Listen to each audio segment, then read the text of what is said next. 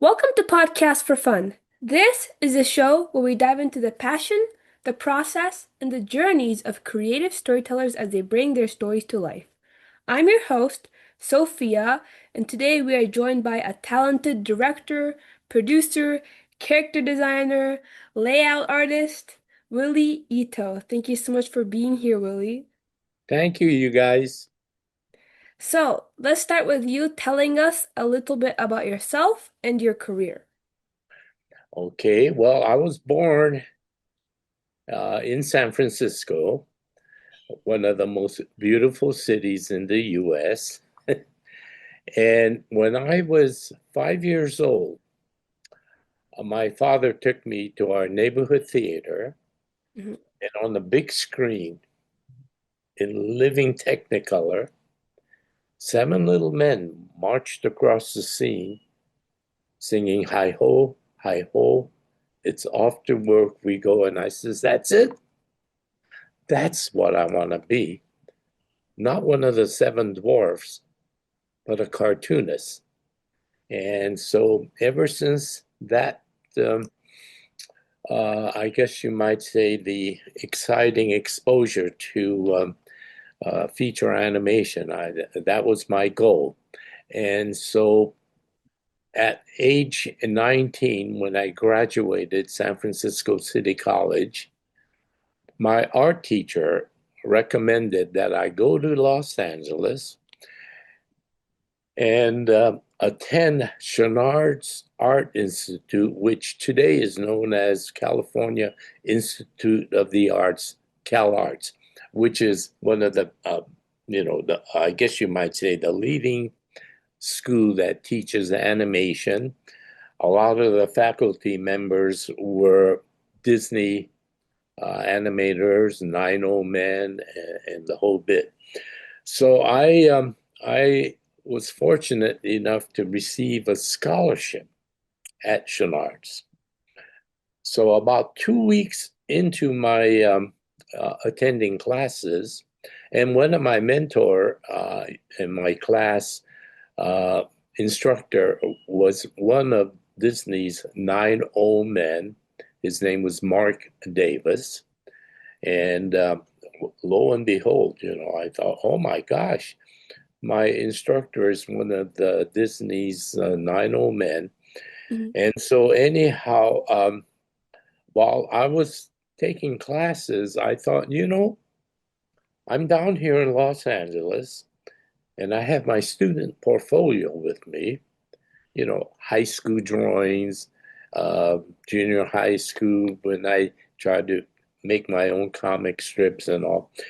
But I wanted to see the inside of the Disney studio. So, using my portfolio as a ticket, I called the studio, made an appointment with personnel, and then it was on a very hot July afternoon in Burbank. It must have been like in degrees, about 93, 94 degrees in Burbank. I don't know how to translate that into Celsius, but Sure. being an American. So anyhow, I went to the studio. I went to personnel department. They reviewed my portfolio, and then I got the classic answer. Thanks for coming in. Don't call us, we'll call you. And I figured, well, that's fine because I have 4 years ahead uh, going to school and get a degree. And then I would probably have a real professional portfolio at that time. So I didn't think anything about it. So 2 weeks later, I come home from my night class, just dirty, covered with ceramic dust, because one of my duties as a scholarship student was to do some janitorial work, and the ceramic room was one of my duties. So sweeping that up with the ceramic dust and all. So I came home tired, and those Western Union telegrams stuck on my door. Well, back in the 50s, Hmm. a Western Union telegram could only mean good news or bad news. And being away from home, I was kind of thinking, oh my gosh, Western Union telegram from San Francisco can't be very good. So I took the telegram, sat on my bed, and gingerly opened it. And then I read it, and it says from Walt Disney Studio, and they invited me to come in the following Monday to take a test. So I really didn't know what to expect. So I did report that Monday morning, Hmm. and they sat me at an animation desk and gave me a stack of model sheets. Everything from Mickey Mouse, Donald Duck to Cinderella, Snow White. It was just a whole potpourri of the Disney characters. Well, I spent the morning. They told me to draw the characters, don't trace, draw the characters and poses, expressions, and all. And as a kid, wanting to become a cartoonist, I did a lot of copying from comic books, from coloring books, storybooks, and all. So I was used to copying. Hmm. So I did the test, turned it in, went to lunch, and then came back. And the production supervisor said, well, congratulations. We liked your test and you're hired. And I thought, well, what? I'm hired? He says, yeah, and we're going to start you in the lady unit.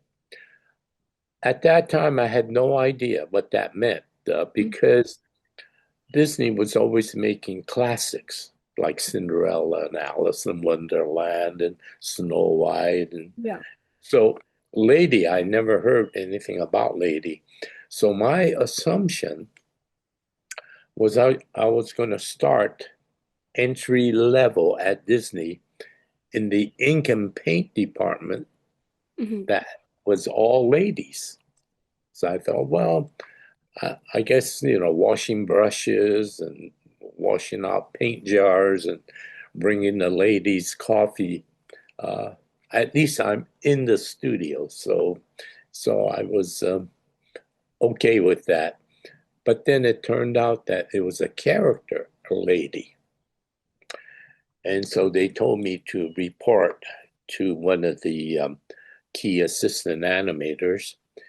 And I went to his office, and he was actually Milt Call's assistant. Milt Call is another one of the legendary Disney 9 men. And so he gave me my first assignment. It was a close up of Lady sucking on the spaghetti, and it was the iconic spaghetti kissing scene. And so that's how I started my career in animation, working on one of the most iconic scene in animation history. So that was the beginning of my career. And after Lady and the Tramp was completed, we had to take about a 3 months layoff because Sleeping Beauty was still, coming down the pike for our department. Hmm. So in the interim, I called up Warner Brothers and I said, well, when I came to see you with my portfolio, you says that you like my portfolio. However, we don't train at Warner Brothers. So I said, well, I'm trained now. I just finished my stint at Walt Disney. You can't get any better training than that. Hmm. So he said, well, come on in Monday morning. So Friday, I left Disney. Monday, I started at the infamous Termite Terrace.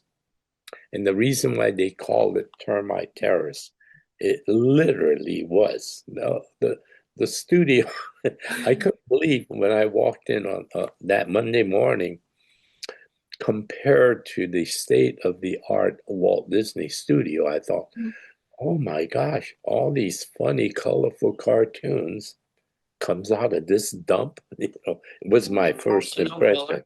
Oh, excuse me, let me turn that off. Okay. No So worries. anyhow, I started my 6 years Warner Brother career, and because of my Disney experience, Chuck Jones noticed my work, and so he invited me to join his unit, and I became one of the premier animator. His name was Ken Harris, Mhm. and if you see Looney Tune cartoons, you'll see his name on the screen.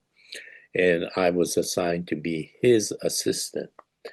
And who could have had a better mentor than someone like Ken Harris, especially under Chuck Jones's direction? And so I worked on some of the classic, like What's Opera Doc and One Froggy Evening, and those were a couple of Chuck's real, I guess, recognizable and acclaimed short subjects.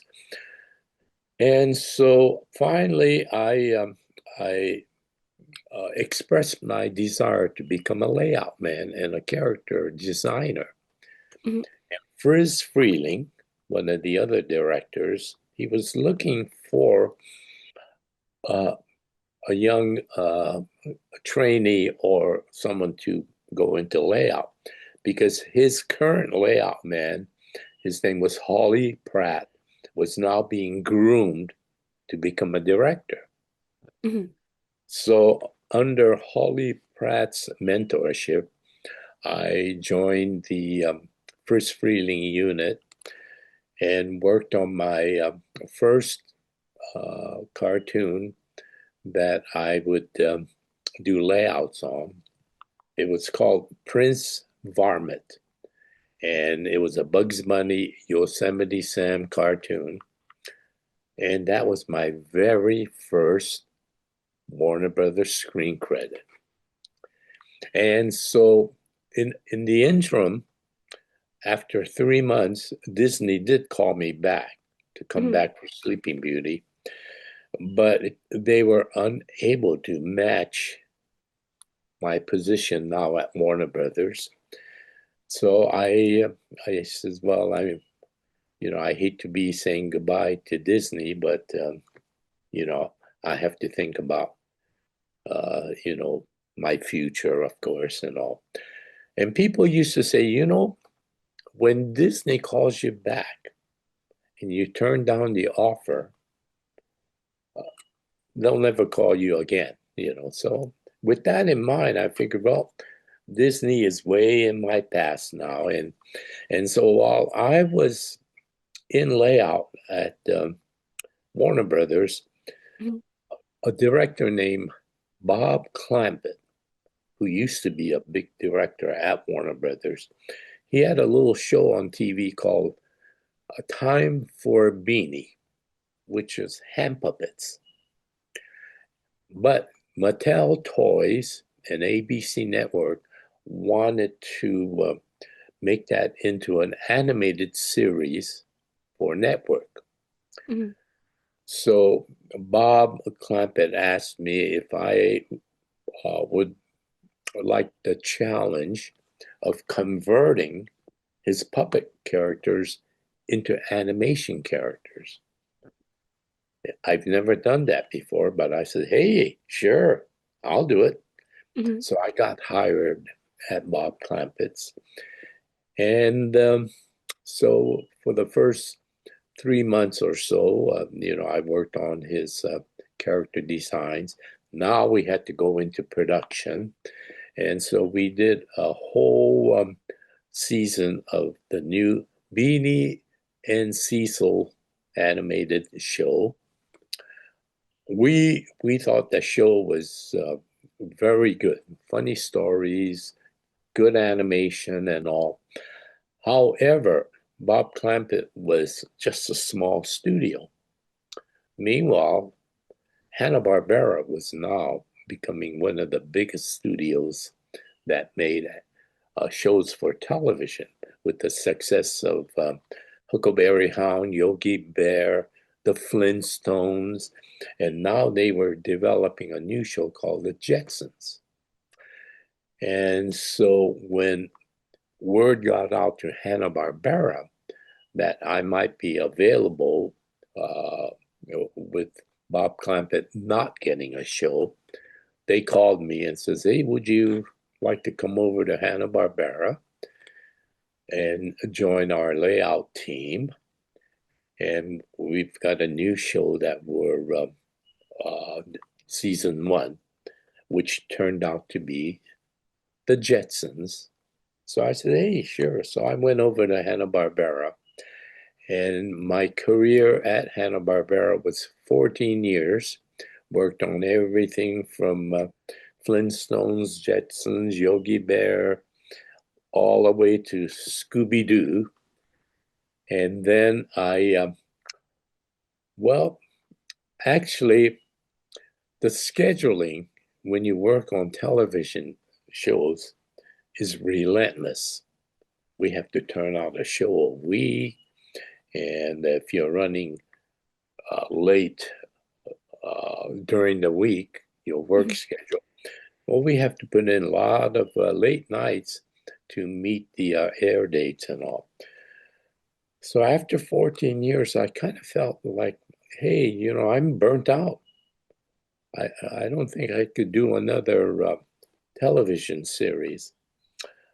So with hat in hand, I called the Disney studio and I said, well, I know, other than animation, there's other areas, merchandise, comic strips, publishing, and whatever. So I was hired back to Disney, but in the comic strip department. And so that's where I returned to Disney in comic strips. But then with the advent of television and websites and computers, you could turn on your computer and read the newspaper, the stories, and whatever. But comic strips no longer had a place. And so Disney decided to shuttle their comic strip department. And so they laid off most of the old timers that were working on it. But since I was a new kid, a returnee, they found other areas to put me in, and one of them happened to be consumer products. So I started working on licensing merchandise and character merchandise for retail. And then our department really started to flourish. Before we knew it, we had over 800 Disney stores worldwide. And because of Tokyo Disneyland and Disneyland in Paris and all, we had Disney artists all over the world. So our upper management says, these artists, they're trained in their own offices. They don't come to Burbank and for us to train them.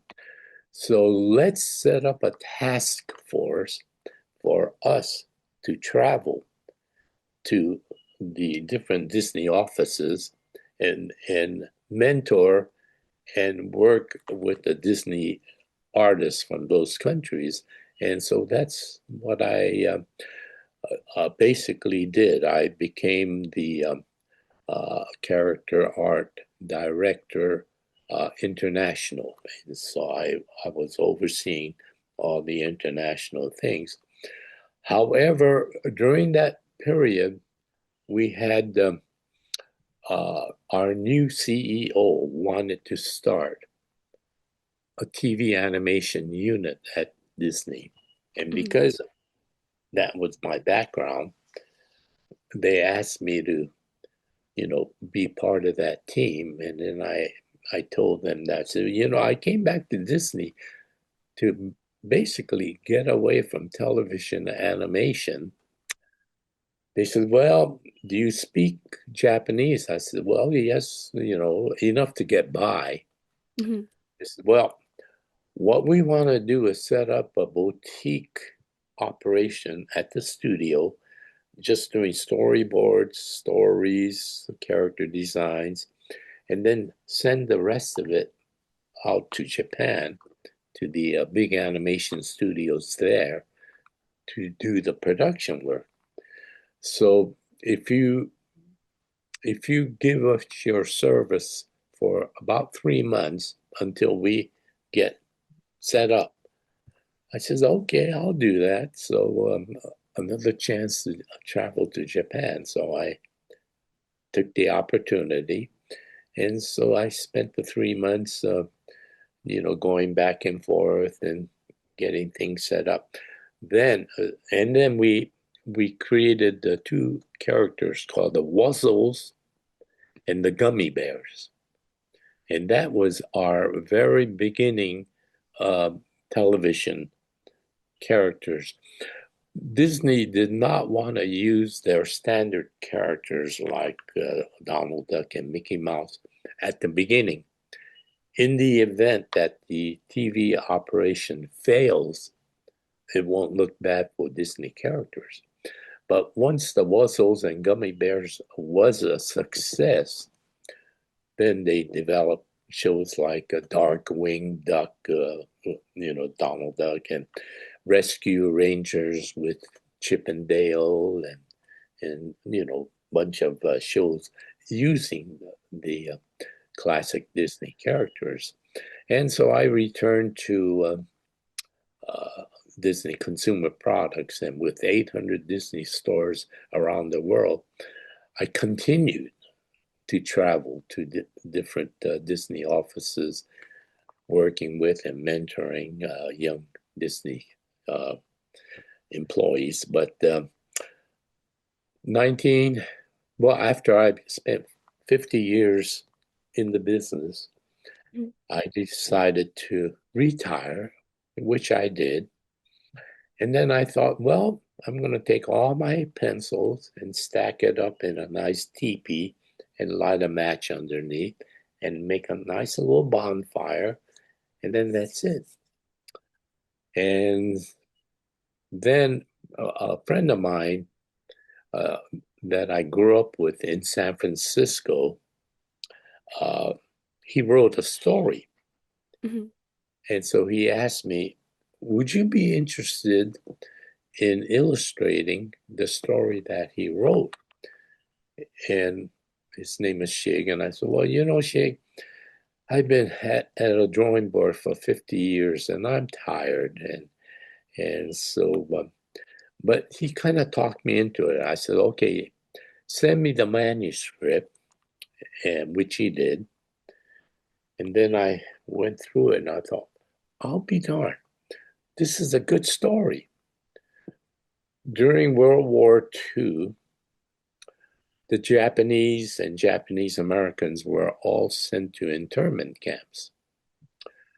And so from Seattle to San Diego, all along the West Coast, 120,000 of us were ordered to go to concentration camps, which was barbed wired with armed guards. And so we were virtually prisoners of World War II just because we were Japanese. It didn't matter if you were born in America, naturalized citizens, and whatever. All Japanese were sent to camp. And so the story that Shig wrote took place in a camp, but it's a story about Shig adopting a little bird that became his pet. And that's where the title Hello Maggie comes in. because magpies like to copy people talking, like parrots, you know. Mhm. And so she would always say, "Hello, Maggie," in the mornings. And Maggie would start to respond, "Hello, hello, Maggie, hello, Maggie." And so that's the title. But it's a child-friendly story. And so I says, "Okay, Shig, I think I might have fun illustrating it," which we did. And then we self-published it and got some copies out there. And little by little, the book got legs and started to sell and do well. That was in 2005, and here it is 2025. So 20 years later, Hello Maggie is now an animated film, which we are now shopping around. And so when I was up in Vancouver, Mhm. we submitted Hello Maggie to Sparks. And so I guess that's how we met. Mhm. Yeah. Oh my God. And then is that were you directing that? Because you said you're a director, right? Well, I produced it. Yeah. What made you decide to produce it? Well, my benefactor is from, they're Italians, Mhm. from the Nemoland Academia in Florence, Italy. And they were avid fans of Hanna-Barbera cartoons.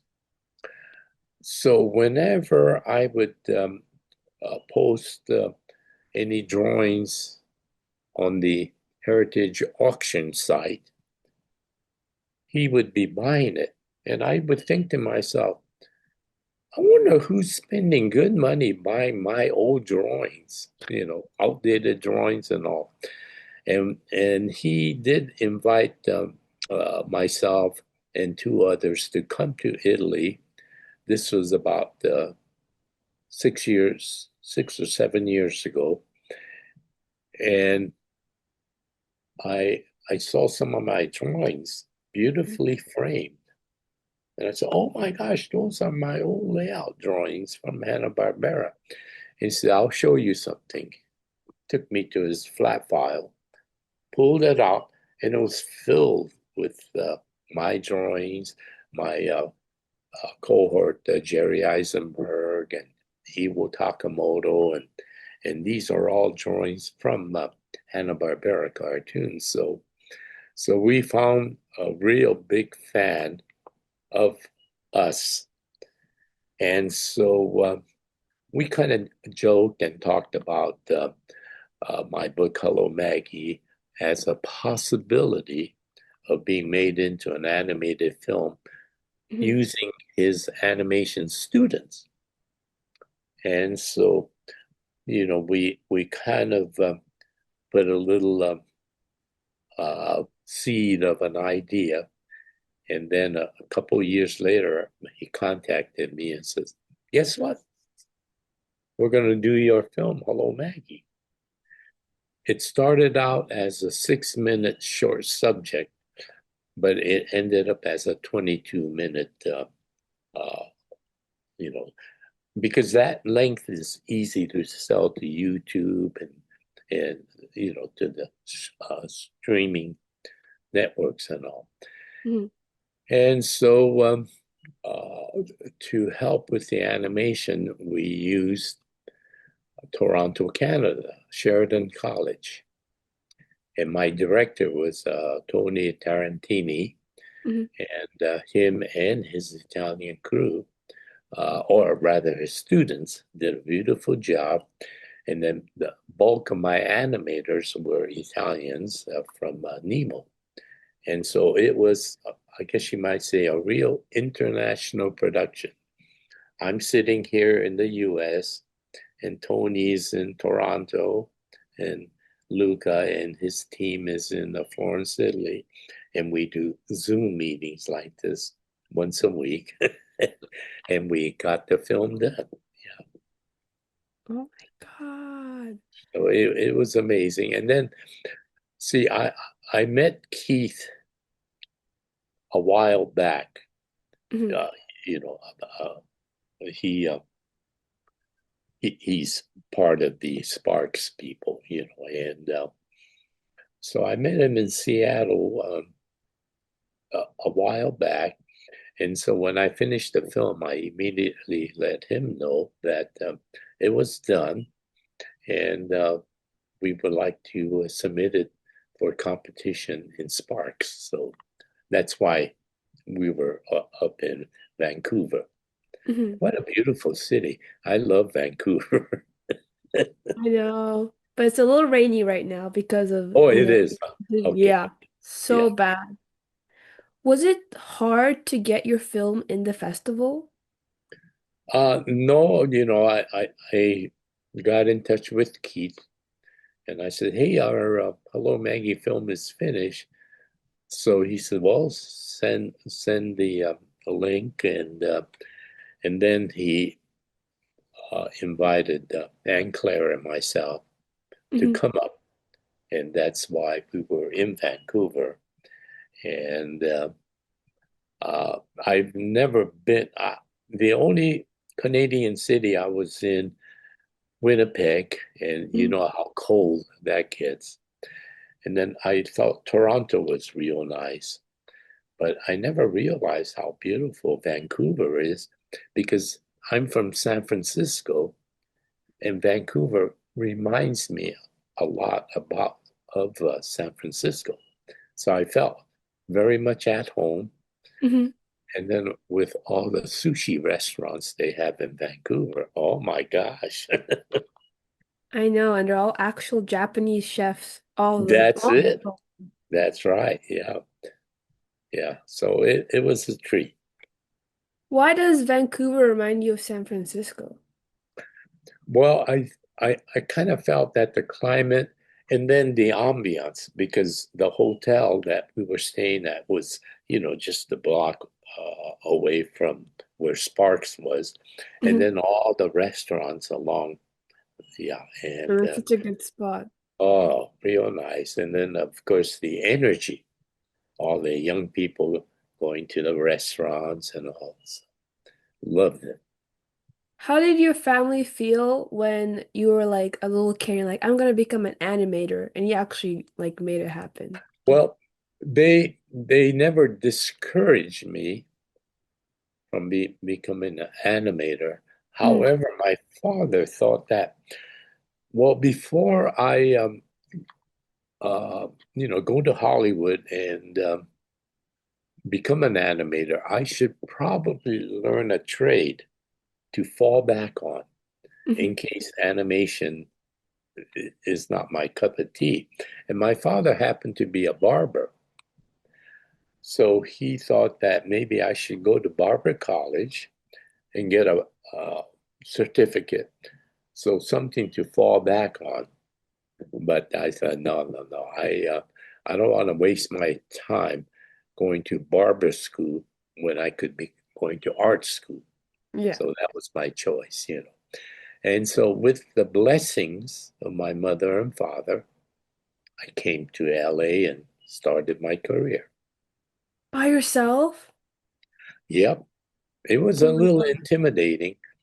Yeah, because being 19, and I grew up in my community, Japantown in San Francisco, and because we were incarcerated for 3 years, I was nothing but within a Japanese atmosphere. And so I'm thinking, gee, if I go to Los Angeles and Hollywood, it might be a little scary for me because I don't know how I will be accepted. But because my desire to become a cartoonist was so great,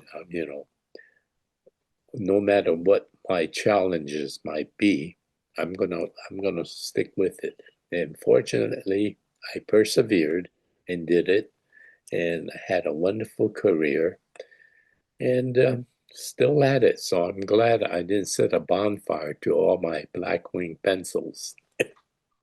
I think you said like a little bit, like, oh, just a little bit so I can, relax, but then also come back to it if I ever feel like it. There's like a little bit left, not enough fire.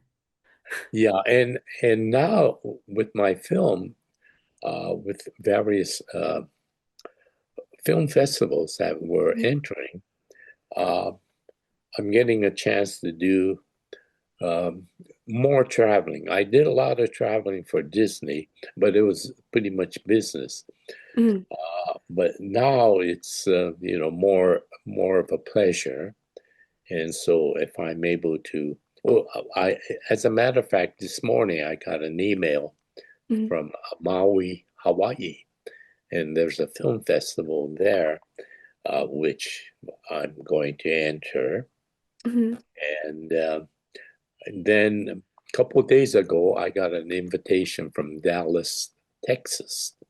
There's a not a film festival, but they want me to speak Mhm. and screen my film. And so different offers are now coming in, So and of course, uh, we want to enter it in the Kyoto Film Festival and Dubai and Portuguese, Portugal, and then hopefully like France, the Annecy, and then locally we have the ASIFA, which gives out the Annie Awards, which is the Academy Award of Animation. So we've got a lot of irons in the fire right now. Oh my So, God, I'm so jealous. I want that well, come opportunity. with us. I want to go. Take me with you. I'll have the Oh, media pass and be like, well, just think of all the people you could interview and do your podcast. Huh? That'll be amazing. It would be. Yeah. Okay. Wait, what were we gonna say? Sorry. No, no, What no, no. No. Well, with an opportunity like that, you'll probably be meeting a lot of internationally famous animators from Japan and France and Italy and all. So it would be a great opportunity. do you think they'd be willing to? What do you think, based off of your professional experience?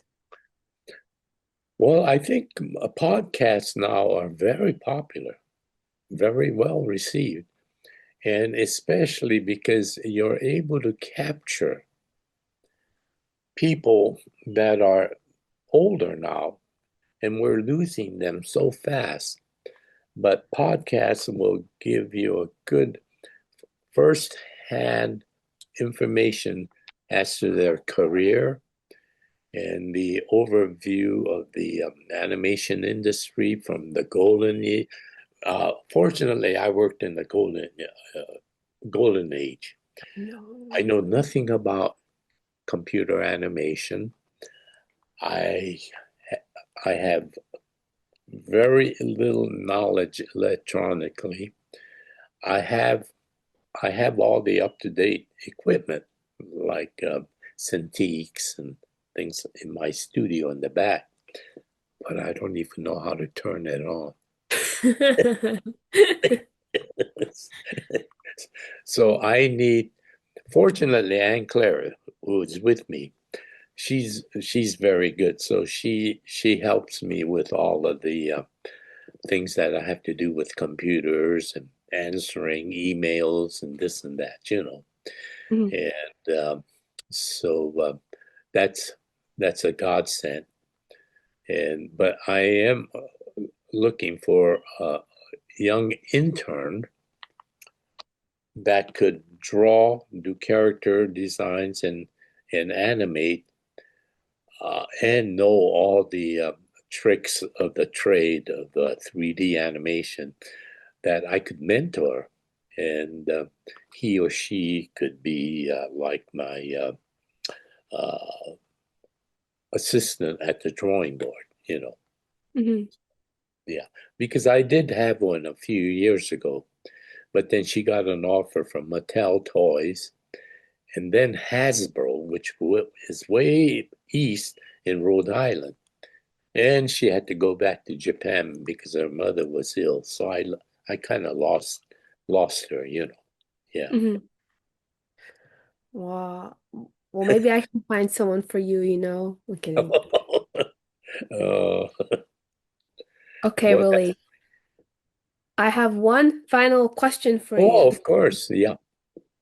What's one advice you give to aspiring storytellers watching this right now? People who want to become like you. Well, I think like myself, I watched everything that was available. And because the Disney cartoons were my real inspiration, I try to watch every Disney cartoons, and that was before computers, so I would have to go to the theater and pay my 55 cents and sit in the theater and just watch it over and over. And then, of course, my second favorite was Looney Tunes, Warner Brother cartoons. And so I used to copy the characters and draw them and study their animation and all. So you know you have to really make an effort. If you really love it, the effort is not hard. But if you're just a casual watcher and say, "Oh, that's a funny cartoon. I wish someday I'll be able to do that." But if you don't work at it, you're not going to achieve that. So if you're dedicated, and so, you know, I gave up a good career being a barber, but then when the Beatles came, everyone had long hair. So I would have been out of business. That's so funny. They'll be like me, long, luscious Wow, hair. that's wonderful. Yeah, that's true. Yeah. And where, I mean, people already probably saw your work, but I just asked this to everyone anyways. Where can our awesome listeners find your Oh, work? I just lost you. Okay, now I hear you. No worries. Where can our awesome listeners find your work? Well, I think I don't know how the uh, you know, up in Canada or Vancouver, because down here in the States, we have a couple of channels that constantly run Mhm. Hanna-Barbera, Warner Brother cartoons, and so make a study of it, you know, and see, I have a granddaughter that at her age now, she's 21. Mhm. She draws better than I did at 21. But she was a product of television age. So as a little kid sitting in front of the TV, she would just watch all kind of cartoons. Then she started to get to the point where she could read. So one day she was sitting there and the credits came up. And she said, Mom, it says Willie Ito. Is that grandpa? And my Oh my God. said, Yeah, that's your grandpa. And so that from that point on, she's figured I was famous, you know. But no. uh, unfortunately, as cartoonists, we don't get the fame that voice artists or actors, actresses get, you know. But uh, within our fan base, you know, like for instance, when I was up in Vancouver and people would come up and say hello, and like yourself, you know, you picked me out to do a podcast for you, and I'm very pleased and touched by that. And so, you know, somewhere there's someone that is a fan of yours, because on Facebook I get a lot of fan questions, and then I get commissions. I still do commissions, you know. So that's good, you know. So I do enjoy that and keep myself busy. try to keep my sense of humor going so I could come up with many ideas. That's, it's so cool. You're like, oh, you can just find me in like the credits of this famous movie. That's such a cool thing to say. I think. I'm like, oh, I wish I could say that. I just say my Instagram. It's not as cool. Oh, well, you're very creative to have a podcast like this, and I'm sure you interviewed many interesting people. Yes, I have. And now you're one of them. Okay, I'm glad I'm in that circle. Well, unfortunately, this is a wrap for today's episode of Podcast for Fun. But thank you so much, Willie, for joining us and sharing your incredible insights. Oh my God, I still have like 50 questions in my brain. But Well, maybe thank maybe you for we'll do it inviting me.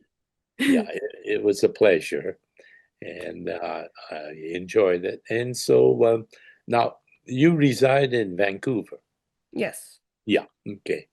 Because I think my plan is to spend more time in Vancouver, not for business, but just to come up and feel the energy and you know. So Vancouver would be one of my destinations. So when we come up, I'll certainly like to look you up and go eat some sushi. Yes, oh my God, that'd be so fun. And to our listeners, thank you so much for tuning in. If you enjoyed this episode, don't forget to like, subscribe, and share it with fellow storytelling enthusiasts. And if you have any questions or topics you'd like me to explore, you can drop them in the comments or connect with me on any of my social medias at Podcast for Fun.